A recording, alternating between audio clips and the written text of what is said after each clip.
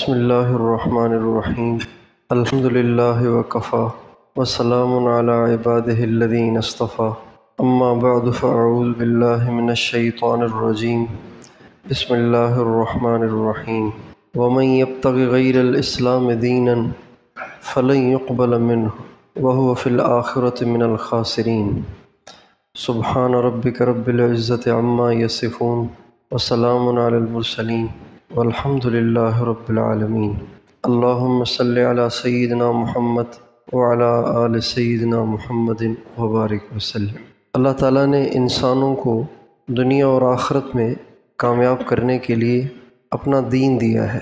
یہ جو دین ہے یعنی 24 گھنٹے اللہ کی ماننا، اس کا نام دین ہے۔ اس سے اللہ تعالیٰ کو بالکل کوئی نفع نہیں ہے، یہ صرف بندوں کے بھلے کے لیے ہے، بندوں کی بہتری کے لیے ہے۔ جب بندے اللہ کی مانتے ہیں تو اللہ تعالیٰ کی مدد اور نصرت ان کے شامل حال ہوتی ہے، اور جب بندے اپنی مرضی کی زندگی گزارتے ہیں تو بندے پریشان ہوتے ہیں۔ اور دین کسی ایک عبادت کا نام نہیں ہے، بلکہ دین 24 گھنٹے کی زندگی کا نام ہے کہ انسان کی صبح، انسان کی شام، انسان کا دن، انسان کی رات اللہ کی اطاعت کے ساتھ گزرے۔ اگر ہم کسی کو ملازم رکھتے ہیں، کسی کو دکان پہ ملازم رکھتے ہیں، تو اس کا مطلب یہ نہیں ہے کہ وہ کسی ایک گاہک کو تو صحیح ڈیل کرے، باقی سب کے ساتھ بدتمیزی کرے، بلکہ ملازم رکھنے کا مطلب یہ ہوتا ہے کہ جو اس کی ٹائمنگ ہے اس میں وہ دکان کے لیے ایسا کام کرے کہ جس سے دکان کو نفع ہو، گاہک کو صحیح ڈیل کرے، گاہک کے ساتھ صحیح رویہ اختیار کرے، دکان کی حفاظت بھی کرے اور خدمت بھی کرے۔ اللہ تعالیٰ کا بندہ ہونے کا مطلب یہ نہیں ہے کہ صرف 5 وقت نماز پڑھ کر 1 گھنٹے میں نمازوں سے فارغ ہو کر 23 گھنٹے ہم اپنی مرضی چلائیں، یہ مطلب نہیں ہے۔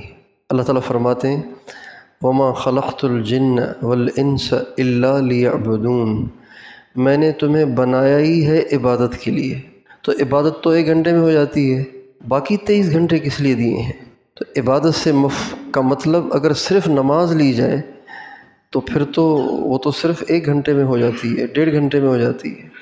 عبادت کا مقصد نماز نہیں، عبادت کا مقصد 24 گھنٹے میں ہر معاملے، ہر بات میں اللہ کی ماننا، وہ بولنا جس کی اللہ اجازت دے، وہ دیکھنا جس کی اللہ اجازت دے، وہ کرنا جس کی اللہ اجازت دے، ہر اس بات سے پرہیز کرنا کہ جس سے اللہ تعالیٰ ناراض ہوتے ہیں۔ چونکہ ہم مسلمان اللہ تعالیٰ کی پوری مانتے نہیں ہیں، اس لیے باوجود مسلمان ہونے کے ہم پر پریشانیاں آتی ہیں۔ پھر ہم سوچتے ہیں کہ یار ہم تو نماز بھی پڑھتے ہیں، ہم تو مسلمان بھی ہیں، لیکن پھر کوئی نہ کوئی پریشانی ہمیں جانی نہیں چھوڑتی اور ہم پریشان رہتے ہیں۔ تو اس لیے پریشان ہوتے ہیں کہ مانتے تو ہیں لیکن تھوڑی زیادہ اپنی مرضی چلاتے ہیں۔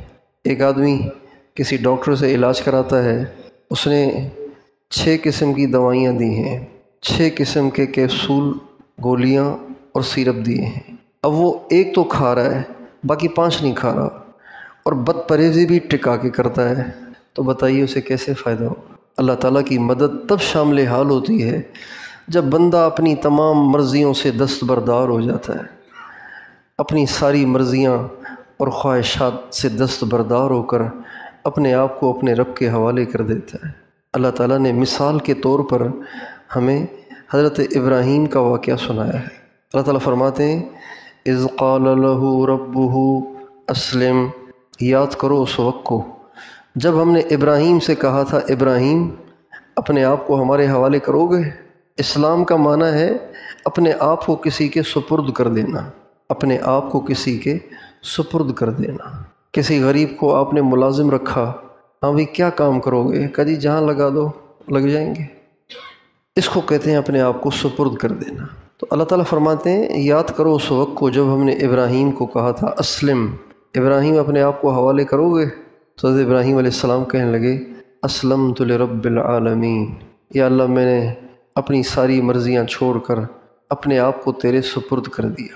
اب سپرد ہوئے تو حکم ہوا کہ خاندان سے علیحدگی، ماں باپ سے علیحدگی، وطن سے علیحدگی، علاقے سے علیحدگی کا ٹھیک ہے، ماں باپ کو چھوڑ دیا، علاقے کو چھوڑ دیا۔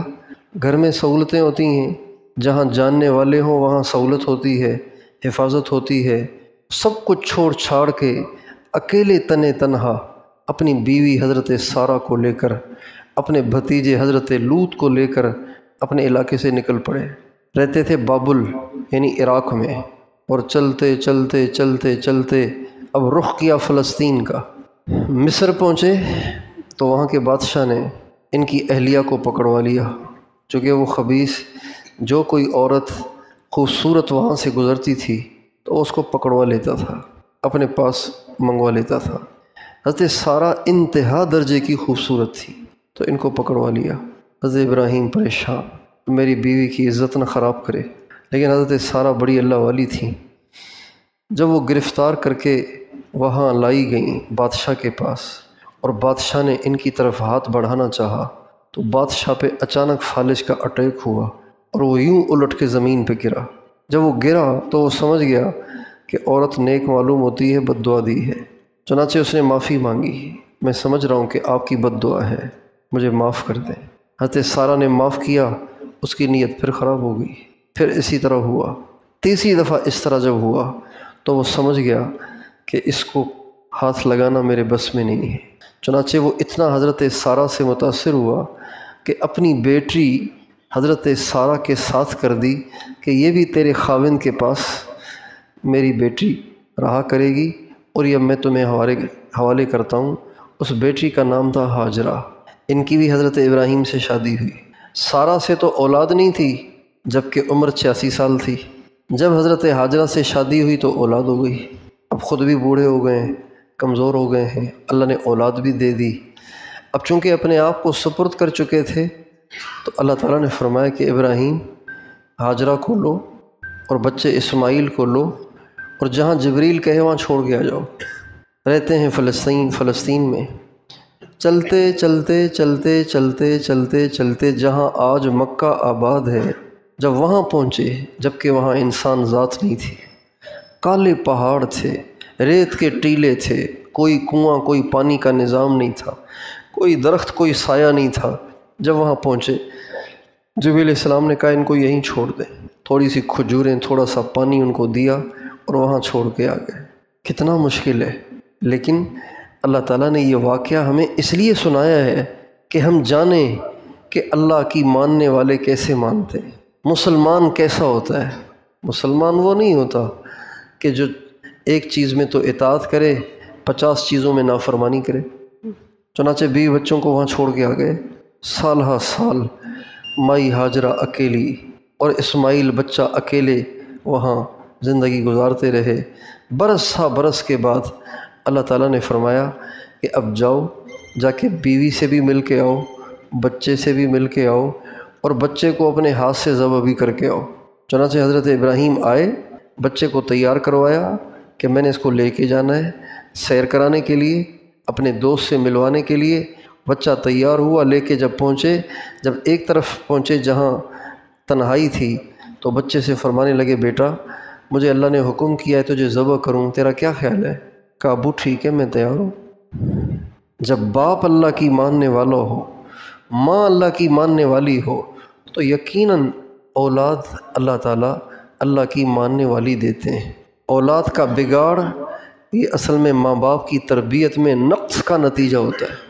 آج ہمارے گھروں میں بچوں کی تربیت نہیں ہے، سارا زور ہے تعلیم پر، تربیت پہ زور نہیں ہے۔ پڑھا لکھا تو ہے لیکن ہے بدتمیز، نوکری والا تو ہے لیکن ماں اور باپ کا احساس نہیں ہے، ڈگریاں تو بڑی لے لی ہیں لیکن انسانیت اس میں نہیں ہے۔ حضرت اسماعیل کی تربیت ہوئی تھی، باپ نے چھری لی ذبح کرنے کے لیے تو بیٹے نے کہا ابو میں تیار ہوں، اللہ کے نام پہ ایک جان کیا 100 جانیں بھی قربان ہیں۔ اللہ تعالیٰ اس واقعے کو ایک جملے میں یوں فرماتے ہیں وَإِذِ ابْتَلَىٰ إِبْرَاهِيمَ رَبُّهُ بِكَلِمَاتٍ فَأَتَمَّهُنَّ۔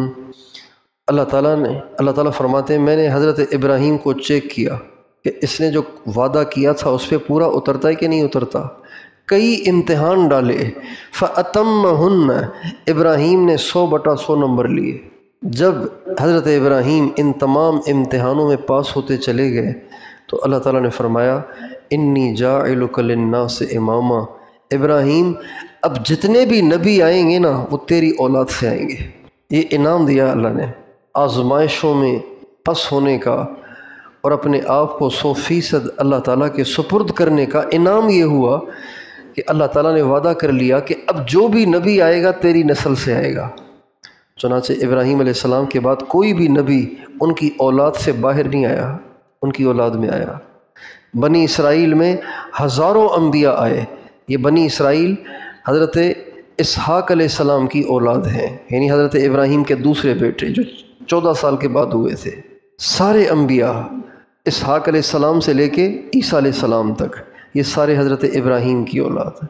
اور دوسرا بیٹا جو اسماعیل ہوا، اللہ نے ان کو بھی نبی بنایا، حضرت اسماعیل علیہ السلام کو، اور ان کی اولاد میں زیادہ نبی تو نہیں آئے، لیکن آخر میں جو آئے تو سب پہ بھاری آئے، سب کے سردار آئے، سب کے امام آئے، حضرت محمد صلی اللہ علیہ وسلم۔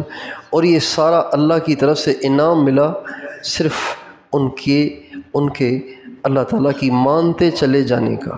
تو اللہ کی ماننے میں بڑی خیر ہے، اللہ کی ماننے میں بندے کی دنیا کی بھی بھلائی ہے، آخرت کی بھی بھلائی ہے۔ اگر ہم اپنے آپ سے اس بات کو طے کر لینا کہ میں نے اللہ کی ماننی ہے، میں نے اس کی نافرمانی نہیں کرنی، یقین جانیے زندگی حلوہ بن جاتی ہے، زندگی جنت بن جاتی ہے۔ اگر انسان طے کہ میں نے اللہ کی ماننی ہے، میں نے اس کی نافرمانی نہیں کرنی، کسی موقع پہ نہیں کرنی، چاہے مجھے کتنی بڑی بڑی آفریں ہوں، لیکن میں نے اللہ کے حکم کی خلاف ورزی نہیں کرنی، اور چاہے مجھے کتنا بڑے سے بڑا نقصان اٹھانا پڑے، میں نے اللہ کا حکم نہیں چھوڑنا، میں نے اللہ کی ماننی ہے۔ اسی کا نام اسلام ہے، اسی کا نام دین ہے۔ مگر یہ دین زندگی میں آتا تب ہے جب انسان کا دل اللہ کی محبت اور عظمت سے بھرا ہوا۔ ابراہیم علیہ السلام اللہ کی ہر بات ماننے کے لیے تیار ہو رہے ہیں، کیوں؟ اس لیے کہ دل میں اللہ کا عشق، اللہ کی محبت بیٹھی ہوئی ہے۔ محبوب کی بات کو ماننا عاشق کے لیے مشکل نہیں ہوتا، جس سے پیار ہوتا ہے اس کی ہر بات کو ماننا آسان ہوتا ہے۔ بچے اپنی ماں کو پیارے ہوتے ہیں تو یہ بچے پتہ نہیں کیا کیا ماؤں سے منوا لیتے ہیں، جو کام کرنے کا کوئی پروگرام نہیں ہوتا، لیکن رو دھو کے اپنی ماؤں کی منتیں کر کے اپنی ماؤں سے منواتے ہیں، اس لیے کہ وہ ماں کو پیارے ہوتے ہیں۔ تو جب انسان اللہ پاک سے پیار کرتا ہے، اللہ پاک سے محبت کرتا ہے، انسان کے دل میں اللہ کی محبت ہو، تو پھر اس کے لیے ہر بات کو ماننا آسان ہے۔ نبی کریم صلی اللہ علیہ وسلم کی صحبت کی برکت سے حضرات صحابہ کرام کو یہ دولت مل گئی تھی، لہٰذا حضرات صحابہ کرام کو اللہ تعالیٰ کی طرف سے جو بھی حکم آتا وہ پورا کرتے تھے۔ عرب شراب کے دل دادا تھے، دیوانے تھے، پانی کی طرح شراب پیتے تھے۔ صرف ایک آیت آئی، انما الخمر والمیسر والازلام رجس من عمل الشیطان۔ شراب اچھی چیز نہیں ہے، گندگی ہے۔ اس بات کے سنتے ہی زندگی بھر کی پڑی ہوئی عادت ایک دم چھوڑ دی، مشکیزیں بہا دیے، مٹکے توڑ دیے، جن برتنوں میں پیتے تھے ان برتنوں کو بھی توڑ دیا کہ کہیں دوبارہ ان کو دیکھیں پھر ان کی یاد ستائے، برتن بھی توڑ دیے۔ ایسی محبت۔ پردے کا حکم آیا تو ساری زندگی تو کبھی پردہ کیا نہیں، پردے کا حکم آیا تو وہ عورتیں جو ابھی گلیوں میں تھیں، ابھی گھر نہیں پہنچی تھیں، قرآن کی آیت زور سے سنائی دی۔ آپ علیہ السلام کی عادت شریفہ یہ تھی کہ وہی آتی تو آپ کسی صحابی کو سناتے اور وہ اونچی جگہ پہ کھڑے ہو کے زور سے وہ آیت پڑھتے تھے تاکہ اہل مدینہ کو پتہ چلے کہ یہ حکم آیا ہے۔ جو ہی پردے کی آیت کان میں پڑی تو جو گلیوں میں چل رہی تھیں انہوں نے گھر جانے کا انتظار نہیں کیا، گلیوں ہی میں اپنے چہروں کو چھپا لیا، سروں کو چھپا لیا۔ ایسے ماننے والے کیوں؟ اس لیے کہ اللہ کا حکم ہے اور اللہ سب سے پیارا ہے، اللہ سے سب سے زیادہ محبت ہے۔ اللہ سے محبت کا عالم یہ ہے کہ اس کی محبت میں اس کے دشمنوں سے ایسی دشمنی کی کہ اگر وہ باپ بھی تھے، اگر وہ بھائی بھی تھے، اگر وہ رشتہ دار بھی تھے، تب بھی ان سے علیحدگی اختیار کر لی، اس لیے کہ اللہ سے محبت ہے، یہ اللہ کے دشمن ہے۔ حضرت ابو عبیدہ بن جراح رضی اللہ تعالیٰ عنہ نے اپنے باپ کو قتل کیا، میدان جنگ میں یہ مسلمانوں کی طرف سے آئے ہوئے تھے، وہ کافروں کی طرف سے آئے ہوئے تھے، تو جنگ ہوئی تو وہ مارا گیا، اور بیٹے ہی کی قسمت ایسی تھی کہ بیٹے ہی کے ہاتھوں مارا گیا۔ تو اللہ تعالیٰ نے قرآن پاک کی اس پہ آیت اتاری، لا تجد قوما یؤمنون باللہ والیوم الآخر یوادون من حاد اللہ ورسولہ ولو كانوا آباءہم او ابناءہم۔ ایمان والے جو اللہ اور اس کی رسول کو مانتے ہیں، آخرت کے دن پہ ایمان لاتے ہیں، یہ کبھی بھی اللہ کے دشمنوں سے دوستی نہیں کر سکتے، کبھی بھی اللہ کے دشمنوں سے دوستی نہیں کر سکتے، چاہے وہ ان کا باپ ہی کیوں نہ ہو، چاہے وہ ان کے بیٹے ہی کیوں نہ ہو۔ حضرت ابوبکر صدیق کے بیٹے کفار کی طرف سے آئے تھے لڑنے کے لیے مسلمانوں سے، اب حضرت ابوبکر صدیق مسلمانوں کے ساتھ اور ان کا بیٹا عبد الرحمن کافروں کے ساتھ، تو اللہ کی شان لڑتے لڑتے، حضرت ابوبکر صدیق تو بڑی عمر کے تھے، بوڑھے آدمی، لڑتے لڑتے حضرت ابوبکر حضرت عبد الرحمن کی زد میں آ گئے، لیکن انہوں نے وہ پیچھے ہٹ گئے۔ جب مسلمان ہوئے حضرت عبد الرحمن تو ایک دفعہ کہنے لگے، ابو یاد ہے آپ میری زد میں آ گئے تھے، صرف باپ سمجھ کے چھوڑا تھا میں نے، کہا بیٹا تو میری زد میں آتا تو میں تجھے کبھی نہ چھوڑتا، اللہ کا دشمن سمجھ کے تجھے قتل کر دیتا۔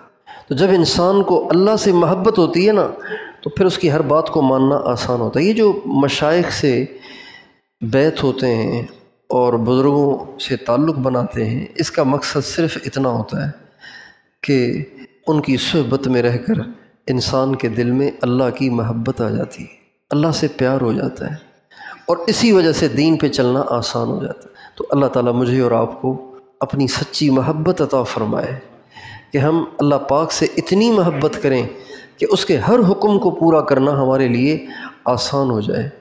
اب دیکھیں آپ کی کتنی آبادی ہے، خوشی ہوئی کہ ماشاءاللہ اندر کا حال فجر میں بھر گیا، لیکن آبادی اتنی تو نہیں ہے نا، آبادی تو بہت زیادہ ہے، باقی کیوں نہیں آئے؟ کیا ہمیں نیند اللہ سے زیادہ پیاری ہے؟ اللہ سے زیادہ پیاری ہے، اسی وجہ سے آنکھ نہیں کھلتی اور ہم نیند چھوڑ کے مسجد میں نہیں آتے۔ تو یہ بنیادی بات ہے، جب اللہ سے محبت ہوتی ہے تو پھر انسان ساری رات سوتا نہیں ہے۔ اللہ تعالیٰ صحابہ کرام کی تعریف کر کے فرماتے ہیں، کانوا قلیلا من اللیل ما یہجعون وبالاسحار ہم یستغفرون۔ میرے نبی کے صحابہ رات کو تھوڑا سوتے ہیں، زیادہ جاگتے ہیں، اور صبح سویرے استغفار کرتے ہیں۔ والذین یبیتون لربہم سجدا وقیاما۔ یہ وہ مبارک ہستیاں ہیں جو ساری رات سجدے اور قیام میں گزارتے ہیں۔ تو آج بھی مشکل نہیں ہے، مشکل نہیں ہے۔ بہت سے لوگ ایسے ہیں جن کو اللہ نے اپنی ایسی محبت دی ہوئی ہے، سارا دن محنتیں کرتے ہیں، مزدوریاں کرتے ہیں، عشاء پڑھ کے سو جاتے ہیں، 3 بجے وہ خود اٹھ جاتے ہیں، 2 بجے اٹھ جاتے ہیں، 3 بجے اٹھ جاتے ہیں، اور پھر وہ ہوتے ہیں اور ان کا اللہ ہوتا ہے، مصلی پہ ہوتے ہیں، روتے ہیں، ذکر کرتے ہیں، تلاوت کرتے ہیں، رو رو کے اللہ سے دعائیں کرتے ہیں۔ ایسے لوگوں کے کام اللہ یوں کرتے ہیں۔ محبت ہو تو سب آسان ہے۔ اللہ تعالیٰ مجھے اور آپ کو اپنی سچی محبت عطا فرمائے، اور اپنے حکموں پہ، اپنے نبی کے طریقوں پہ پوری زندگی گزارنے کی توفیق عطا فرمائے، اپنی ساری خواہشات اور مرضیوں سے دستبردار ہونے کی توفیق عطا فرمائے۔ وآخر دعوانا ان الحمد للہ رب العالمین۔